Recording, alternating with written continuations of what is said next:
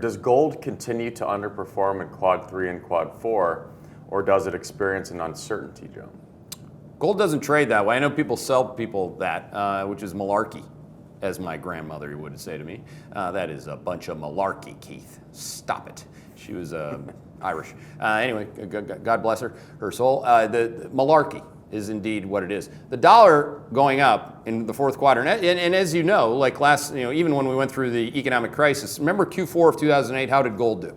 Okay, so at the end of the day, just follow the process. The inverse correlation right now is trending between gold and the dollar, and we're the only ones that have an accurately timed and consistent outlook that is strong dollar. So that's primarily why right now there's no need for me to get long of gold.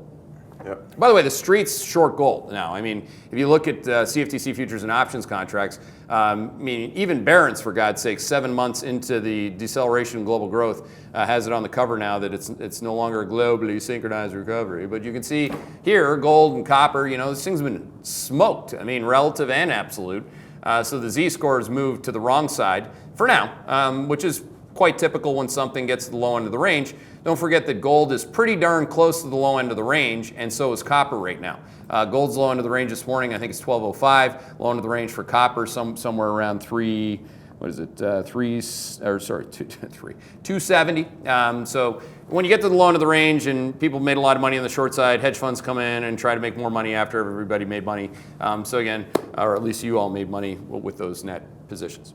All right, so some people are going to now say, well, should I get long them? No, you just get less net short them. Yeah. And then those things will reverse on the bounce, and then you can short them again. That's the whole point of shorting the bounce and covering the declines. Yeah, I guess the playbook basically is something's in a bearish trend. You cover at the low end and you put it back on at the high end. That's playbook, exactly. Yeah.